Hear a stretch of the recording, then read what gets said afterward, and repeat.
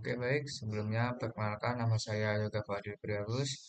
Di sini saya akan menjelaskan tentang identifikasi cacat las melalui pengujian ultrasonic test mata kuliah teknik inspeksi pengelasan yang diampu oleh Insinyur Aribawa Budi Santosa.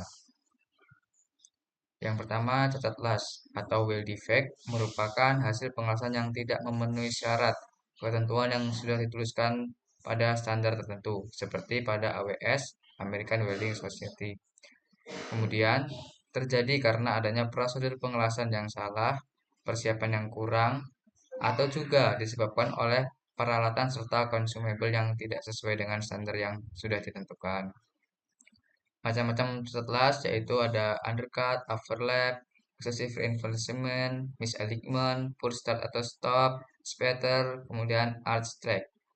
Kelas-kelas berikut biasanya diuji atau diinspeksi menggunakan visual inspection, tidak menggunakan ultrasonic test.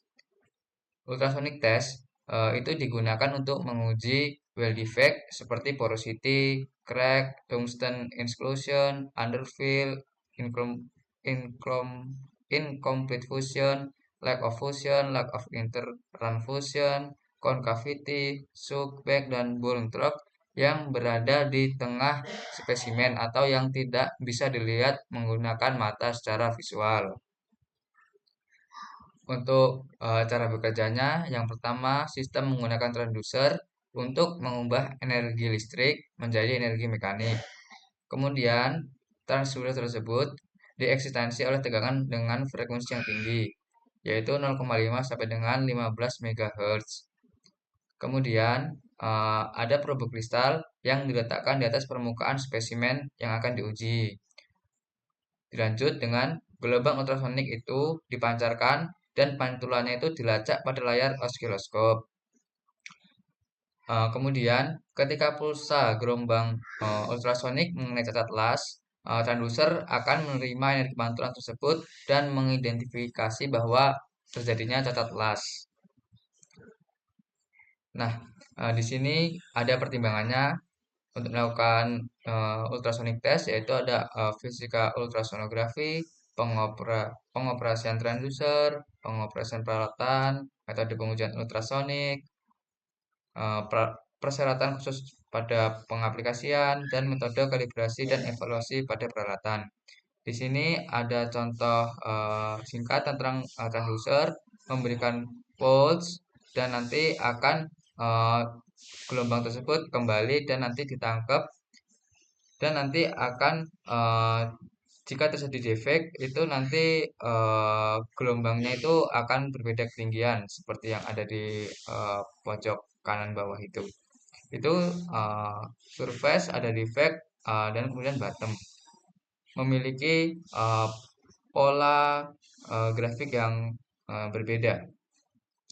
Kemudian peralatan yang digunakan yaitu yang pertama ada transducer ultrasonik yang sudah dijelaskan di awal mengubah energi listrik menjadi energi mekanik.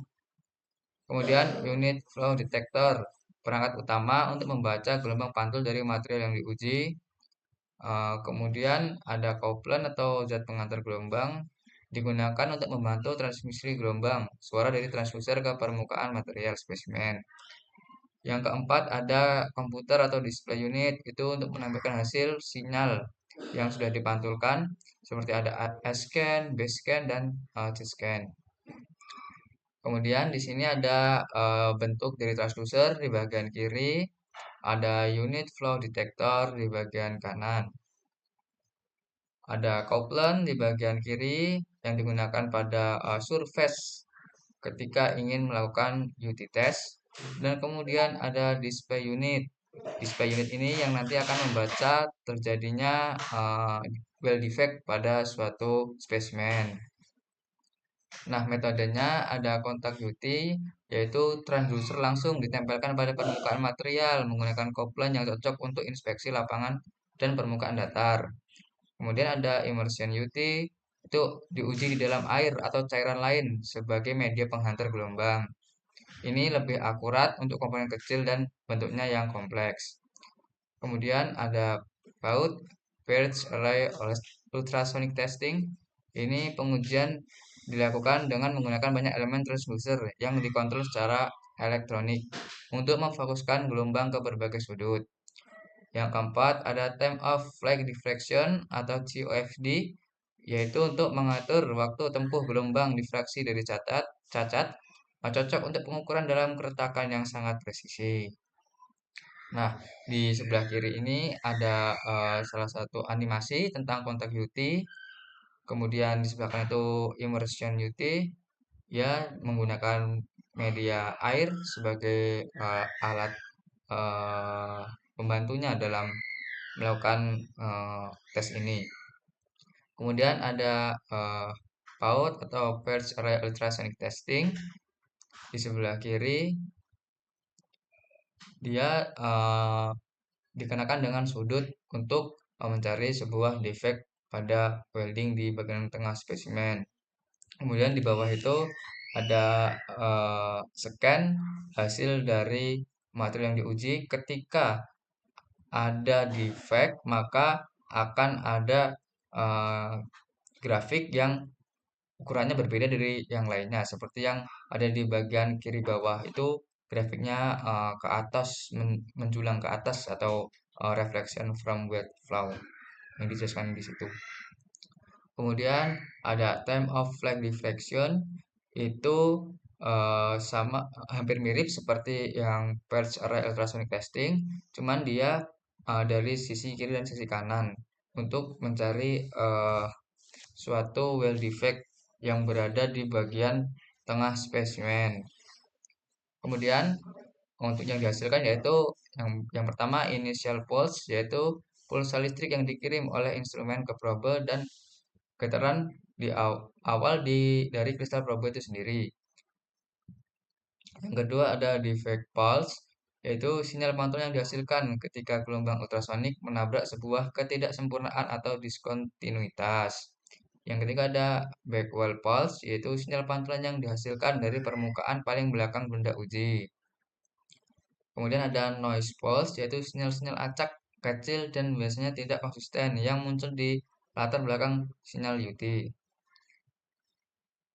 Nah, di bagian kanan ini ada sedikit ilustrasi terkait initial pulse. Terdapat crack echo, back surface echo menggunakan pulsar receiver yang disambungkan dengan transducer. Nah, berikut berikut ada animasi. In this media,